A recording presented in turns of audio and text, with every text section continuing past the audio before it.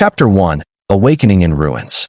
He stirred at the edge of consciousness, every breath a searing symphony of pain ricocheting through his lungs, and yet he could not help but notice the way the pale, fractured light of the shattered dome danced across the jagged remnants of metal girders overhead.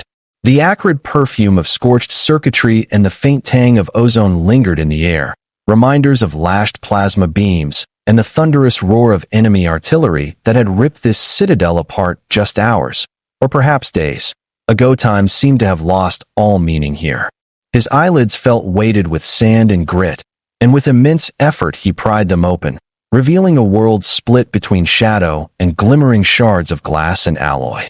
Around him lay the husks of hover carriers, their fuselages crumpled like discarded tin cans, and the scorched carcasses of warrior automatons, their servos still twitching in some half-dead echo of the conflict that had consumed them. Pain flared in his shoulder as he tried to shift his arm, and he realized that the once proud exosuit encasing his torso was cracked open, wires protruding like exposed nerves. And yet beneath the agony, beneath the fear, he felt something else, a profound disorientation, as though he'd woken from a dream only to find himself trapped within a nightmare of his own making. Lying beside him was something so incongruous it might have been conjured from the depths of a delirious hallucination, an alien girl no taller than his knee, her violet-tinted skin smooth and unblemished, like the polished petals of some otherworldly bloom. Her eyes, enormous and luminous, radiated a gentle curiosity that contrasted starkly with the carnage around them. Slender fingers, tipped with delicate translucent claws, hovered over the crack in his helmet, as if she wished to trace its contours and mend it with her own fragile grace. She wore a simple tunic of woven lumifiber, the threads pulsing softly with bioluminescent glyphs that shifted in patterns he could not decipher, yet they seemed to pulse in harmony with the rhythmic rise and fall of her chest.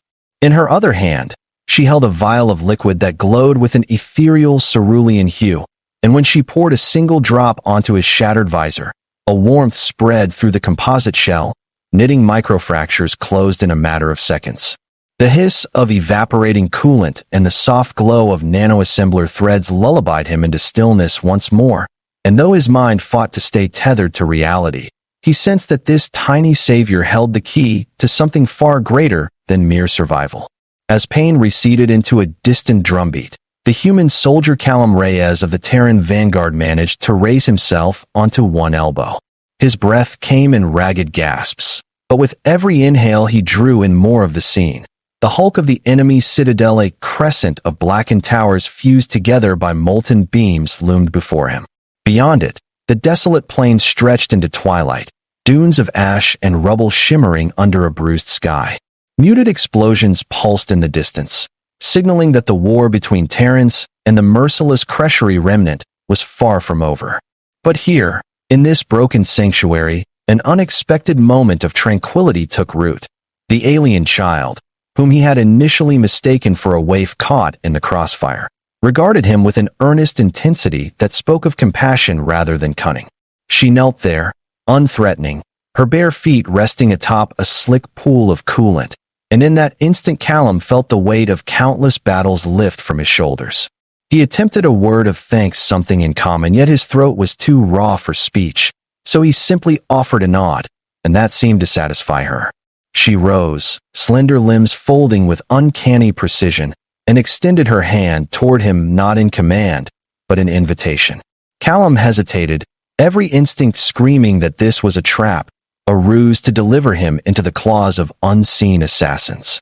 But the genuine warmth in her gaze, the soft glow emanating from her skin, the delicate scent of alien blossoms that clung to her tunic, all bore no trace of deceit. He grasped her fingertip, and she helped him to his feet with surprising strength, guiding him across the blasted field toward a hidden alcove beneath the rubble. There, half buried under a collapsed support beam, lay what remained of a medical drone, its chassis rent, but its metaprinter arm still flickering with life. The girl placed Callum gently on a strewn mat of fiber gel, then touched a series of glyphs on the Metadrone's control panel, awakening its diagnostic systems. The drone word scanned his vitals and projected a tiny holographic interface, detailing the severity of his injuries in a language he could not read. The girl studied the display, murmured a sequence of notes in her native tongue, and the drone obediently began to administer nanite-infused serums into his veins. Callum felt ice and fire entwine in his bloodstream, his muscles knitting themselves back together as if applauding the precision of a master craftsman. While the drone worked, the girl took from her pouch a small clay pot filled with steaming broth, the aroma a curious, alien fusion of sweet root and tangy spice that beckoned to his ravaged stomach. She offered him the pot, and when he drank, the warmth unfurled through him like a gentle lullaby, soothing the last vestiges of pain and fatigue. With each sip, memories of the battle returned in fractured glimpses, the deafening volley of Cresheri mortars, the desperate charge across the chasm lit by enemy flares, the moment his squad mate had fallen beside him, eyes wide with both terror and defiance. Yet even as those memories threatened to drown him, the girl's presence acted as an anchor, her soft hum resonating through the alcove and steadying his racing heart. When he finally could speak, his voice was hoarse, but he managed to ask her name. She tilted her head, considering him with those luminescent eyes, then softly replied, "Elira." The single word hovered between them like a sacred promise. Callum searched his memory banks for any record of an Elirano mention in Terran intelligence dossiers. No signal logs, nothing. It was as if she existed only in this moment, a guardian spirit born from the ashes of war. And yet, despite the enigma she embodied, Callum felt an undeniable certainty. Elira would be his guide through the darkness that lay ahead. He reached out, offering her a shaky hand, and she placed her delicate palm against his scarred leather glove. Together, they rose from that hidden alcove, stepping onto the battlefield once more, two unlikely allies bound by fate, on the cusp of a journey that would defy every expectation he had ever held about war, humanity, and the power of compassion in a merciless universe. Callum's senses sharpened as Elira guided him through the shattered expanse, her lithe form weaving gracefully between smoldering carcasses of Cresheri war machines. Each step he took felt surreal, the world around him a surreal tableau of destruction, yet suffused with a haunting beauty under the bruised sky. Jagged metal beams jutted like broken ribs from the earth, and wisps of phosphorescent spores drifted through the haze, casting pale orbs of light upon the scarred ground. Elira moved without hesitation, her bare feet barely raising a whisper against the ash-covered floor, as if she had memorized every crevice and hollow in this ruined fortress. Callum, by contrast, felt every shard of debris jabbing against his boot soles, every creak of his damaged exosuit threatening to betray his every movement. Yet, despite his wounds and the chaos surrounding them, he felt a curious calm wash over him, anchored by the unwavering presence of the small violet girl at his side. They reached a collapsed corridor whose walls had buckled inward like the folds of an ancient creature's throat. Above, the ceiling opening revealed the infinite canvas of night, flecked with distant stars that blinked serenely, indifferent to the carnage beneath. Elira paused, placing one hand against the cool metal wall, and traced a pattern of glyphs that glowed faintly at her touch. For a moment, a doorway of light shimmered into existence, revealing a hidden sanctuary beyond, a vast chamber lined with living crystal pillars that pulsed softly, as though breathing, and a crystalline pool at its center mirrored the sky above in perfect clarity. A subtle hum resonated through the chamber, and Callum realized it was not the echo of his own heartbeat, but the living pulse of the fortress itself, an organic sentience that had survived the onslaught. With a gentle motion, Elira beckoned him forward. Inside, the air felt strangely fresh, sweet with the fragrance of alien flora that sprouted between the crystalline pillars. Bizarre vines, dotted with luminescent blossoms, curled around supports and dripped iridescent nectar into the pool below. Callum knelt beside the water, its surface undisturbed save for the soft ripples caused by a single crystalline droplet descending from above. As he looked into the pool, memories of the battle flickered before his eyes, visions of retreat, of a squad decimated by overwhelming Cresheri forces, of a final stand that had ended in the collapse of this very fortress. He remembered the last order he gave: hold the line, protect the civilians, evacuate the civilians. He remembered the flash of the plasma charge that had nearly taken his life. He remembered darkness. And now, here in this subterranean oasis, He felt both the weight of failure and the whisper of new possibility. Elira knelt beside him, her voice a soft melody without words, urging him to rest. She dipped a hand into the crystalline pool and lifted it, droplets falling like liquid diamonds back into the waters. Callum watched in awe as the droplets dissolved into motes of light that swirled around his battered frame. The nanite serum from the drone had done its work, but whatever this was felt different, restorative, rejuvenating, as if the fortress itself chose to heal him. Muscles that had stiffened in agony loosened, breath that had rasped in pain steadied into a calm rhythm. The glowing vines seemed to lean toward him in solidarity, their blossoms exhaling tendrils of light that danced across his skin. He closed his eyes, allowing the warmth and light to seep into every nerve, and found himself drifting into a dreamless slumber cradled by the fortress's very essence. When he awoke again, the chamber was bathed in the pale glow of pre-dawn. Elira sat across from him, her expression peaceful yet expectant. Nearby, the metadrone sat silent, its diagnostics complete, and the clay pot lay empty, its broth fully consumed. Callum rose unsteadily to his feet, no longer crippled by pain, but still weighed by exhaustion and the gravity of his mission. He glanced at Elira, whose violet eyes met his with unwavering resolve. He nodded once, a silent vow to repay her kindness, then slipped his hand into the small satchel at his waist.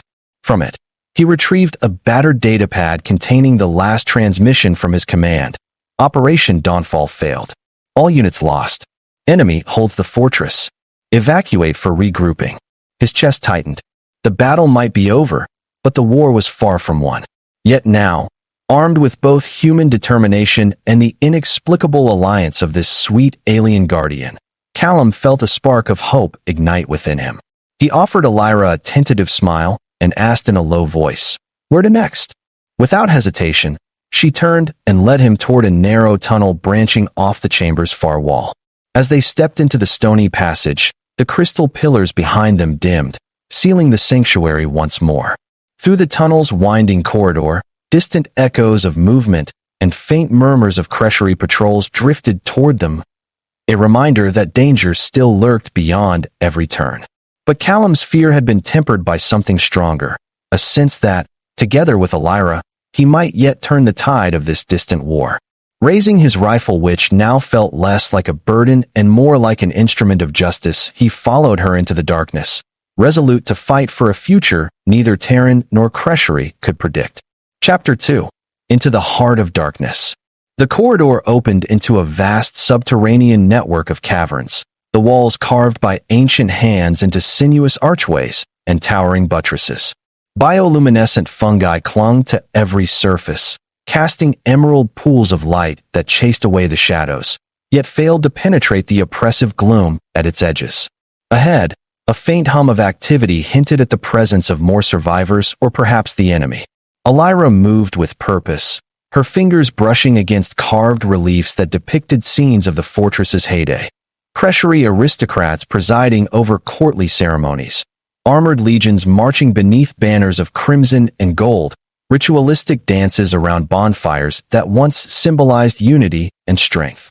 Callum studied the reliefs as they passed, each depiction a stark contrast to the war-ravaged ruin he had witnessed above. He wondered what had driven the fortress to such desecration. Internal strife? A coup? Or an assault by a force more brutal than the Cresheri themselves? Elira paused before a massive set of iron-bound doors, their surface adorned with an intricate emblem, two interlocking crescents surrounding a stylized eye. She placed both hands upon the emblem, and the glyphs engraved on her tunic flared to life, sending streams of pale violet light dancing across the door's ironwork. With a low groan, the doors swung inward, revealing a sprawling chamber beyond. Inside, the cavern floor was strewn with makeshift barricade sandbag walls, broken exosuit frames, and plasma energy shields set to low-power standby mode. Scavenged machinery hummed quietly, rigged to recycle scrap for ammunition and basic supplies. Dozens of figures moved about, Terran soldiers and alien refugees alike, their faces marked by exhaustion, fear, and a flicker of hope at the sight of Callum's uniform. Murmurs rose as he and Elira entered. Some fell silent, others offered weak waves. Callum recognized a few faces survivors from his squad who had escaped the initial bombardment. Their eyes widened in disbelief as they saw him upright and unbroken. "Callum!" Lieutenant Mira Salek cried, rushing forward despite her fatigue. Her uniform was in tatters, and a bandage wrapped around her temple bore dried streaks of crimson. Callum lowered his rifle, letting relief wash through him as he embraced her. "We thought you were gone," she whispered, voice thick with emotion. Around them, the makeshift garrison seemed to exhale collectively, as though his survival rekindled their will to fight. Elira hovered at the edge of the gathering, her serene gaze observing every soldier with an almost maternal care. Callum cleared his throat and addressed the group. "We have one chance to turn this siege on its head. Elira here knows the fortress's secrets, its hidden passages, its power cores, its vulnerabilities. If we strike now, we can collapse the tunnels above the Creshery bunkers and reclaim the stronghold." He felt Myra's grip tighten on his arm, and behind her, the others stirred with renewed determination. As he spoke, Elira stepped forward, her small voice ringing clear in the hush that fell. "Follow me," she said in common, each word accented by her soft, alien lilt. Murmurs of astonishment rippled through the soldiers. No one had expected her to speak Terran's tongue so fluently. Callum nodded to her, pride swelling in his chest. They turned toward a narrow spiral staircase descending deeper into the fortress's bowels, a path known only to the ancient ones who had built this place. The soldiers formed a loose column behind them, weapons primed and spirits high. Torches ignited upon the walls, revealing glyphs that pulsed like heartbeat echoing Elira's own. With every step deeper into the darkness, the air grew colder, denser with the weight of centuries. Yet Callum felt lighter than he had in days. The embers of hope within him had become a blazing flame, fueled by the unwavering loyalty of those who still believed and the gentle courage of the sweet alien girl at his side. As they reached the final landing before the power conduits, Elira paused, placed a hand upon the cold stone, and looked back at Callum with a determined smile. "This is only the beginning," she whispered. And with that promise hanging between them, they stepped through the portal into the heart of darkness, where fate and history would be rewritten by their alliance. The spiral staircase deposited them into a dimly lit hollow beneath the heart of the fortress, where the roar of distant machinery thrummed like the pulse of a slumbering giant. Metallic conduits snaked along the walls, and pools of coolant shimmered under the glow of flickering coolant lamps, remnants of the Citadel's ancient life support systems. Callum swept a hand across one conduit, noting its burnished surface and the faint hum of energy coursing within, and realized these tunnels were once veins of power that had sustained countless generations. Elira led the way with unwavering confidence, her eyes reflecting the soft violet glow of her tunic's glyphs as she navigated narrow maintenance shafts and vaulted support chambers. Behind them, the Terran soldiers, dozens strong, followed in silent reverence, each footfall muted by their exhaustion, yet purposeful in its determination. At last they arrived at a vast chamber dominated by a towering crystalline core, its facets refracting every stray beam of light into prismatic patterns that danced across the walls. This was the central power nexus, the beating heart of the fortress, and around its base several Creshery engineers stern-featured and gaunt-scrambled to restore fractured energy lines. A low barricade of scavenged debris separated the Terrans from the busy aliens, but with a shift of Elira's hand, the barricade dissolved into motes of violet luminescence, clearing their path. Callum raised his rifle to signal the assault, but before he could issue the order, Elira stepped forward alone, her posture calm, yet commanding. The engineers froze, eyes widening as she spoke in their guttural tongue, a soft cadence that nonetheless carried an unmistakable authority.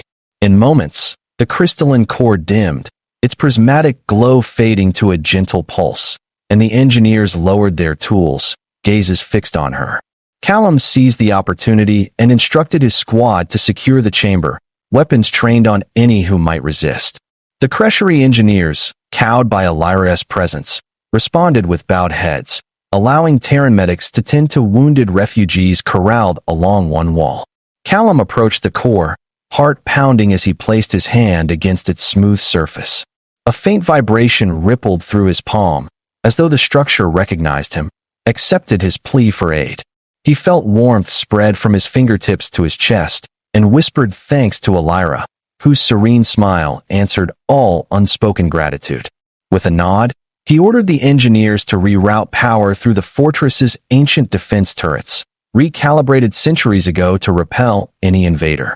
The engineers hesitated, but the conviction in Callum's voice and the unearthly aura surrounding Elira left them no choice.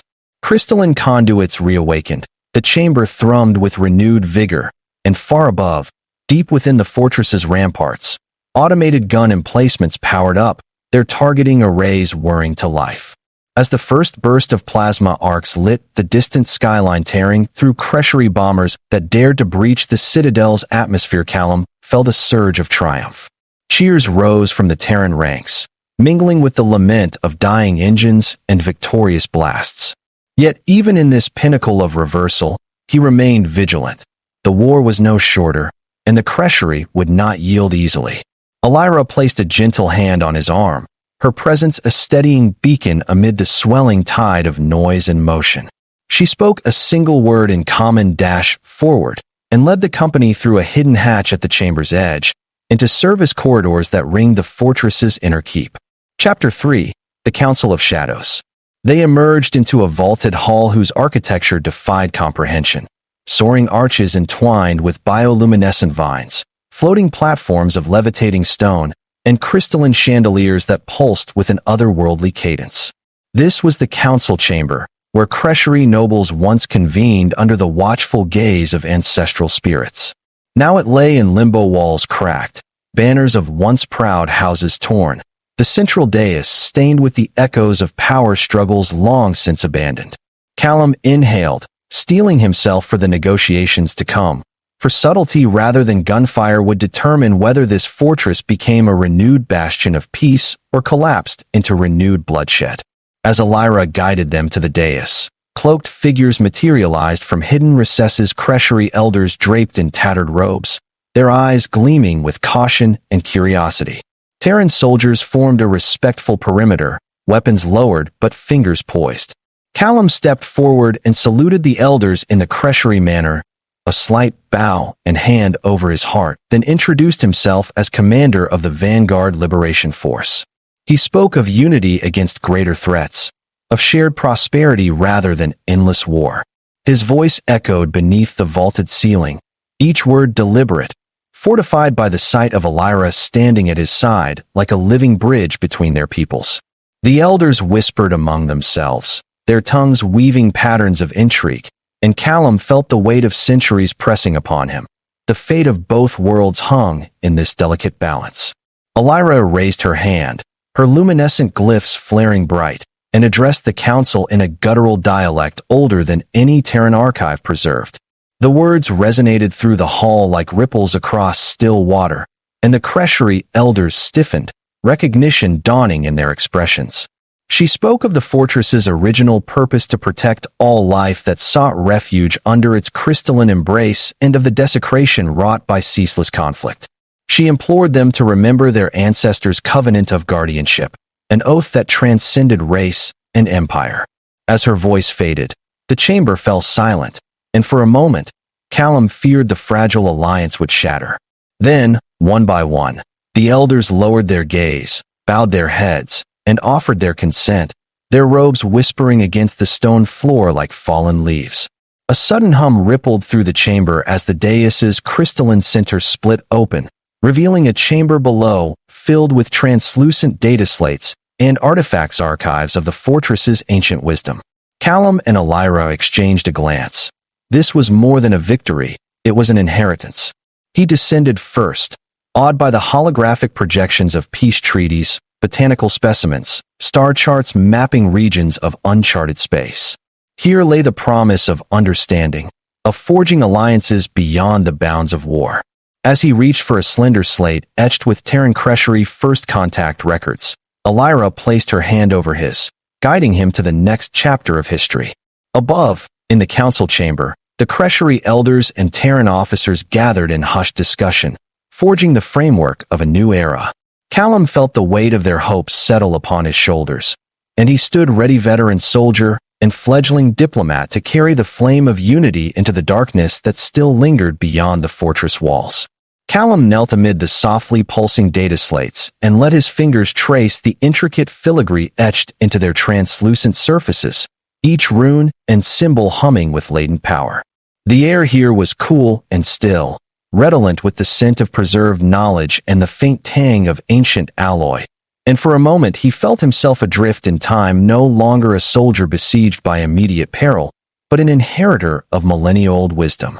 Elira hovered at his shoulder, her luminescent glyphs casting gentle arcs of violet light across the archive's walls, and together they sifted through holographic reconstructions of the fortress's earliest councils, gatherings of alien philosophers debating ethics and guardianship, treatises on the sanctity of life even in the face of interstellar expansion, diagrams of symbiotic machinery designed to nurture both organic and synthetic beings.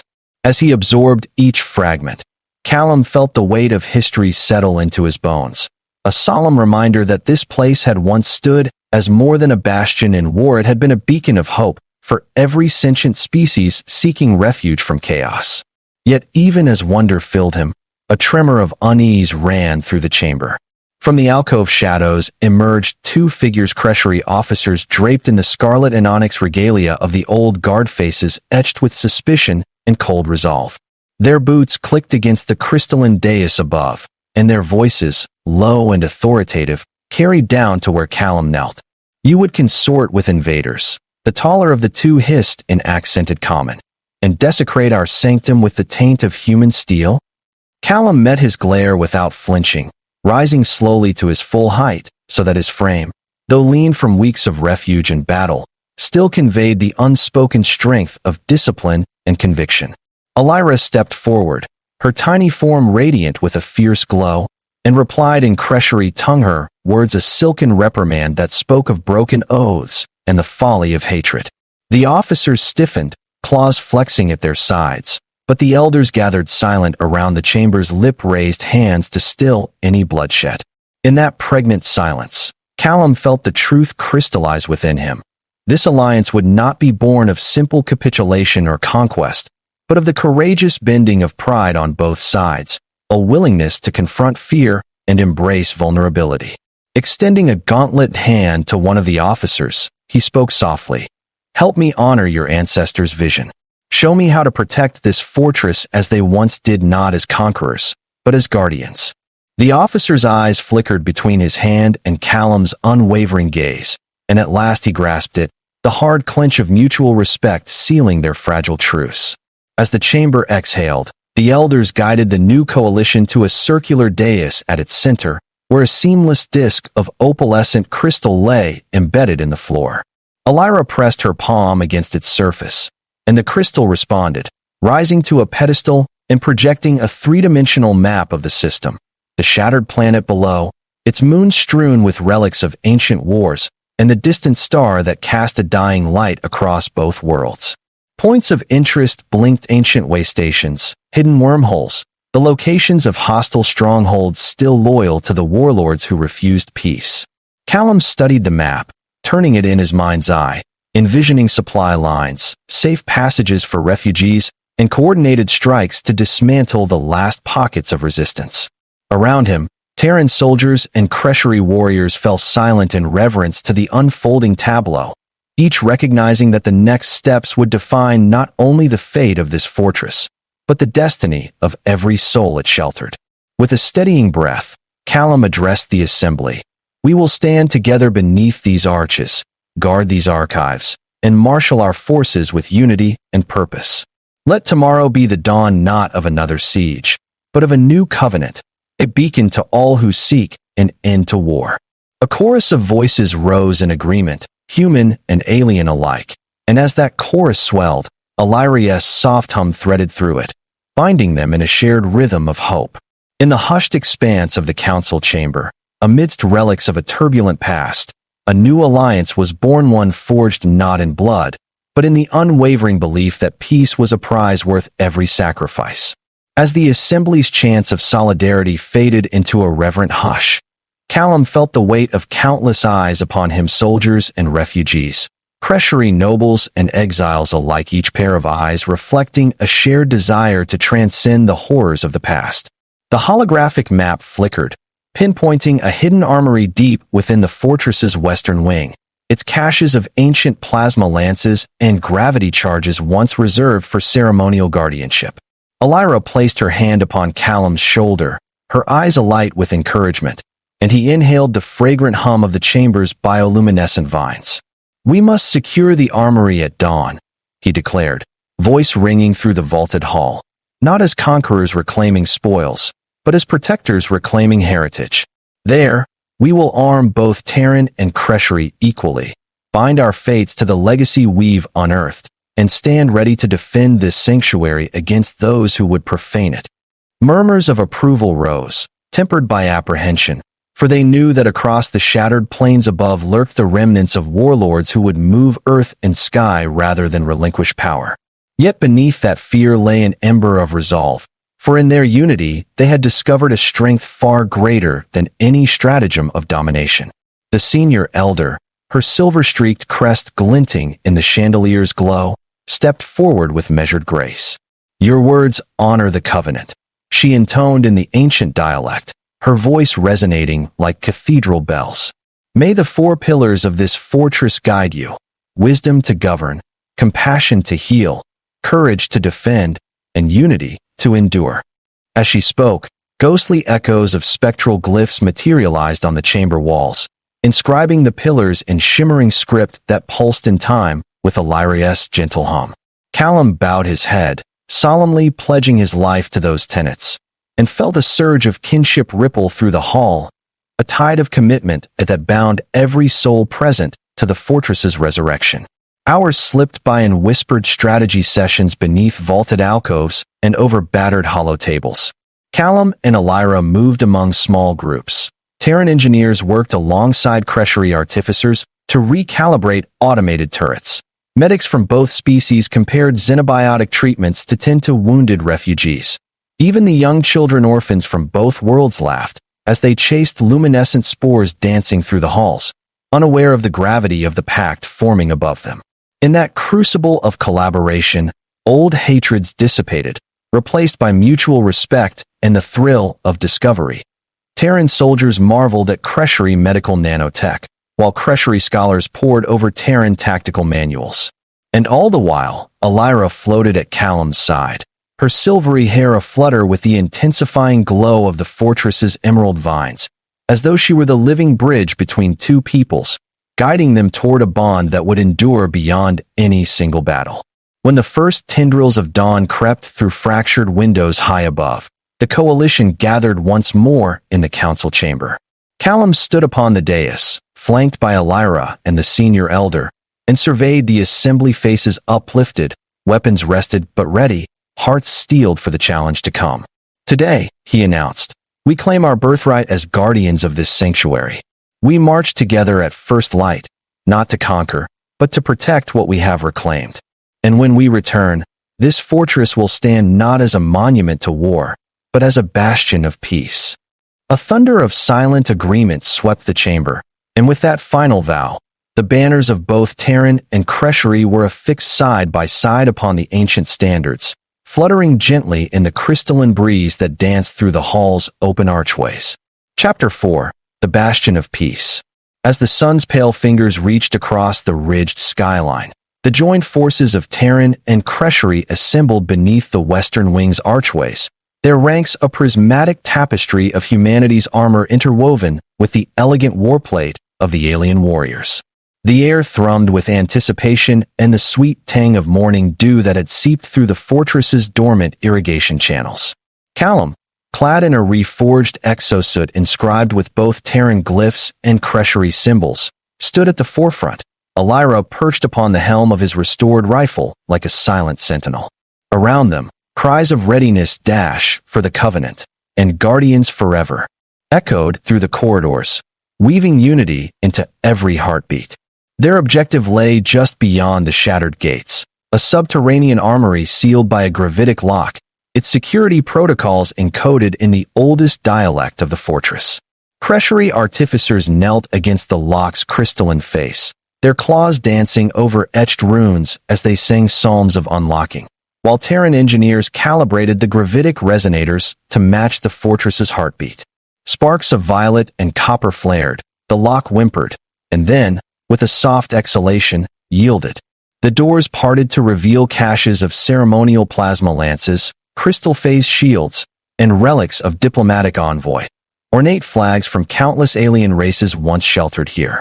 A collective gasp rose as the coalition set eyes on their inheritance, a treasure not of gold, but of history and hope. For hours they labored, distributing weapons and artifacts, teaching one another sacred techniques, and firing disciplines. The fortress seemed to awaken around them. Turrets hummed to life with calibrated restraint. Irrigation channels flushed clear to nourish the living vines, and the crystalline core pulsed brighter than it had in centuries, as though rejoicing in its renewed purpose. Refugees streamed in from the outer walls, families, scholars, even prisoners of war released under the new covenant, each greeted with food, shelter, and the promise of protection. In that moment, Callum witnessed the true power of their alliance, not the might of weapons, but the strength of unwavering trust and shared destiny. As dusk settled, the coalition returned to the council chamber for the first council of peace. Terran and Cresheri delegates took their seats on opposing sides of the dais, yet the distance between them had transformed into a bridge, not a chasm. Elira ascended the dais, her luminescent glyphs glowing softly as she placed a single crystal bloom, a symbol of unity, into a carved alcove at its center. In doing so, she sealed the covenant of the bastion, a pact to defend the fortress and extend its sanctuary to all who suffered under the yoke of war. Callum stepped forward and addressed the council. Let this hall be our testament. Let our children learn, our scholars teach, our warriors defend, and our healers tend, all beneath the same vaulted sky. From this day forward, we stand not as Terran or Cresheri, but as the guardians of peace. A rising chorus of assent answered his proclamation, and as their voices intertwined, the fortress itself seemed to exult, its crystalline pillars refracting the glow of hope in every direction. Outside, the battered horizon softened under the promise of tomorrow, not a tomorrow defined by conquest, but by compassion, cooperation, and the shining example of two species who chose unity over enmity. And high above, silhouetted against the twin moons that now bathed the fortress in gentle light, Callum and Elira stood side by side, guardians of a legacy reborn, ready to face whatever challenges lay beyond the walls, together, at last as one. As the Council of Peace dispersed into the high domes of the fortress, Callum found himself atop the ramparts, gazing out over the revitalized courtyard where alien and human children chased one another through gardens of bioluminescent flora. The once barren plaza now pulsed with life. Market stalls offering Terran grain loaves and Cresheri crystal nectars, med stations where healers of both species traded techniques, and makeshift amphitheaters where poets recited hymnals to the new covenant. At his side, Elira knelt beside a pool whose waters glowed with renewed clarity, dipping her hand into its depths and sending ripples of light across the surface. Callum watched the reflection of twin moons shimmer in the water and felt the burden of war ease from his shoulders. In that quiet moment, he understood the true miracle they had achieved, not the reclamation of a fortress, but the reclamation of hope itself. Below them, the reactivated turrets stood silent, their barrels lowered in peace rather than raised in defense, while sentry drones hovered on patrol with schedules programmed to assist refugees rather than detain them. Callum ran a hand across the cold metal of one such drone as it drifted past, its ocular lens blinking a friendly teal. "I never imagined I'd see this place flourish again," he murmured, and Elira smiled, her silvery hair catching the lunar glow. She offered him a vial of the same luminous broth she had first fed him upon awakening, its warmth now a symbol of trust rather than mere healing medicine. As he drank, he felt not just physical rejuvenation, but a profound sense of belonging. He was no longer a soldier lost on a battlefield, but a guardian of a sanctuary reborn. Night deepened and the wind carried the soft strains of a Cresheri lyre mingled with the steady beat of a Terran drum, their melodies weaving into an anthem of unity that drifted through every corridor and cavern of the fortress. Callum and Elira ascended to the highest observation deck, where a panoramic viewport framed the endless expanse of the alien desert, now crisscrossed with safe passage routes and caravan trails. In the distance, the battered warlord's strongholds lay still watchful, perhaps, but bound by the new alliance's promise of mutual respect and protective oversight. Callum pressed his gloved hand against the glass, feeling the faint hum of the fortress's core resonate through the metal. He turned to Elira, whose violet eyes shone with gentle determination, and in that gaze he saw the unspoken vow they shared, to guard this legacy together, come what may. Dawn would break soon, but for now the fortress slept beneath the watchful glow of the moons, a silent sentinel poised between two worlds. Callum knew that challenges still lay ahead: diplomatic trials, the slow mending of old wounds, and the ever-present threat of those who would shatter their fragile peace. Yet he felt no fear, only resolve, for he had witnessed the power of compassion fused with courage, of two species united by a common dream. He placed his hand over Elira's, and together they watched as the first pale light crept across the dunes, painting the fortress in hues of gold and rose. In that moment, the promise of tomorrow felt as tangible as the stone beneath their feet. And so, with hearts bound by an unbreakable bond and eyes fixed on horizons untold, they stood as guardians of the bastion of peace, healer and warrior, human and alien, forging a future neither could imagine alone.